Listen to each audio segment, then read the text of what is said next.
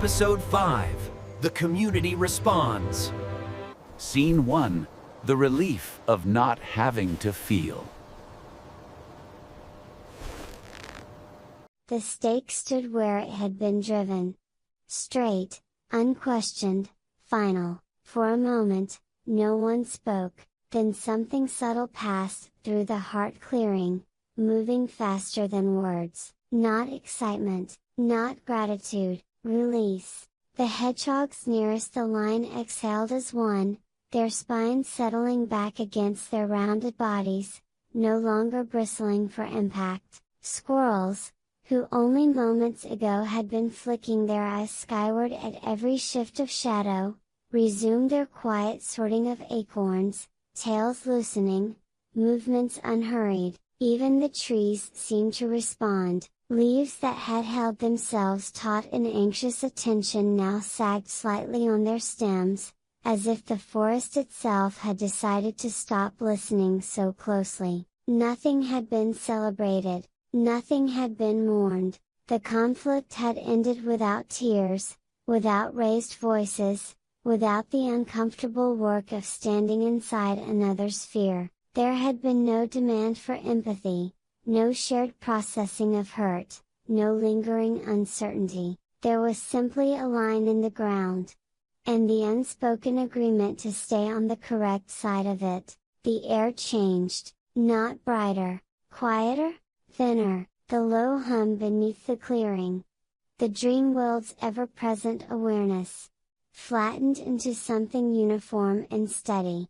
No longer a living resonance, it became a soft, constant vibration, like the distant purr of a machine running efficiently behind a wall. Calm, but strangely empty. From the edge of the gathering, the cat in boots straightened, brushing dust from his sleeve and adjusting the angle of his hat with practiced care. His sharp gaze lingered on the stake, measuring it, approving. "Well," he said at last, voice light but precise, "it is refreshing to see a plan executed without unnecessary improvisation." He smiled thinly, strategy, at last, taking precedence. A few nearby heads nodded. Eeyore stood a little apart, as he often did. He regarded the stake for a long while, ears drooping in their usual way, expression unchanged. Finally, he gave a slow,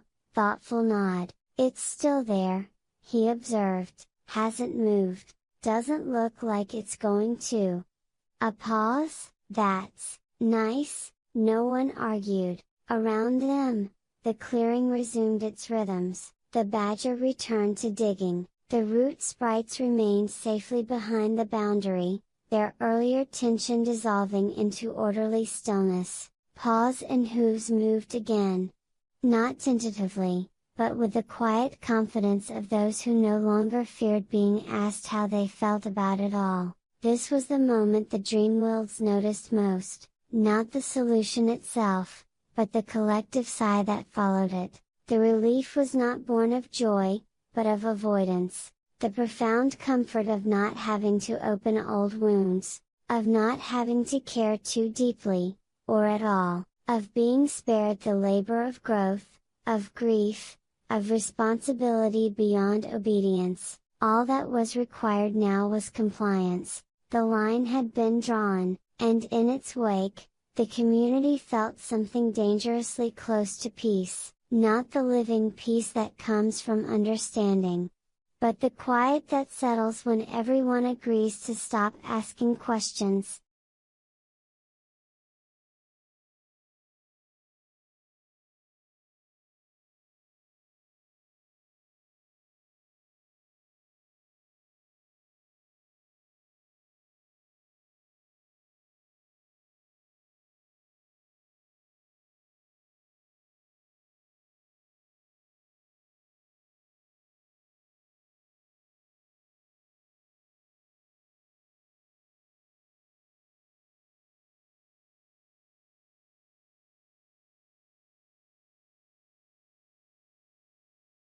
Scene 2.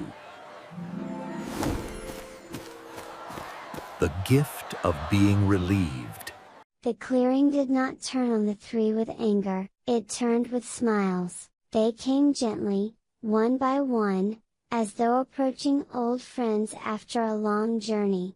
Their voices were soft, their faces open, relieved. This, somehow, was worse. A fox stepped forward first. His fur was well kept, his movements easy with the confidence of someone who felt safe again. He reached Lucy and laid a paw lightly on her shoulder, warm and familiar. "Oh, my dear," he said kindly, tilting his head as he studied her face. "You look so tired." He gave a small, sympathetic laugh. It's a blessing our cone arrived when he did, truly. Now you don't have to carry the whole world anymore. Lucy felt the weight of the words settle where the paw had been. Before she could answer, the lame badger had already turned to Teddy. He leaned on his stick, nodding appreciatively toward the stake in the ground. "This new way," he said,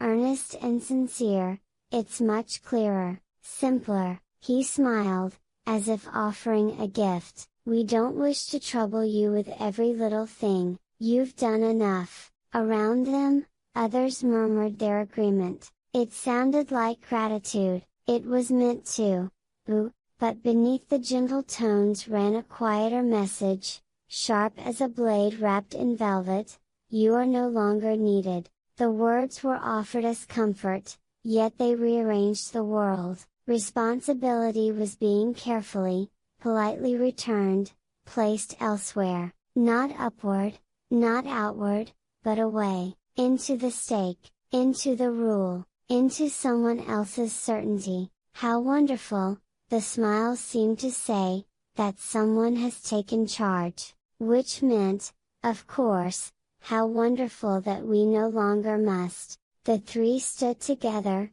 receiving the thanks. They smiled back. Their smiles did not quite move. What answer could there be? No accusation had been made, no cruelty spoken aloud. The community was content, relieved, almost happy.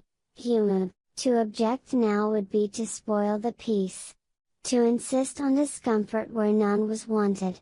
And how does one argue against happiness? Lucy felt it first, the hollowing, the sense that something essential had been gently lifted from her hands while everyone applauded the relief of the burden. Teddy's posture stiffened beside her, his approval no longer sought, only acknowledged in past tense. Between them, the space where meaning had lived felt suddenly vacant. They had not been cast out, they had been thanked into irrelevance. The clearing hummed on, steady and untroubled, the line in the ground held, the stake did not move, and with every grateful nod and kindly word, the Dreamworlds took one more step away from the responsibility of choosing.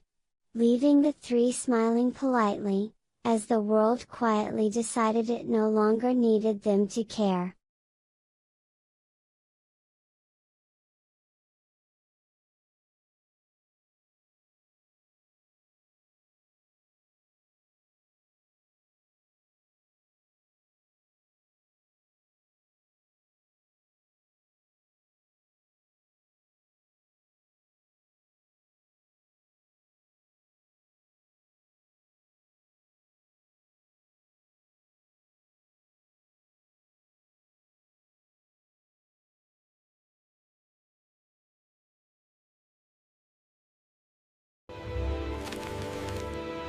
Scene 3.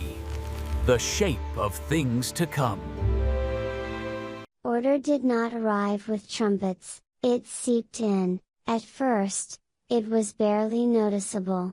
Small gestures made with the best of intentions. A rabbit gathered loose stones and began lining the edge of a winding path, pressing each one into place with care. "Just so no one gets lost," she explained to no one in particular. Nearby, two mice knelt beside a patch of mushrooms, arranging them into neat rows by size. The larger caps were placed together, the smaller ones set aside. "This will be faster next time," one of them said. More efficient, no one objected. Across the heart clearing, similar acts unfolded in quiet succession. Tools were hung in predictable places, footpaths straightened where they once meandered, corners appeared where there had been curves. The dream world's old, gentle disorder, its tangled charm, its playful uncertainty, began to recede,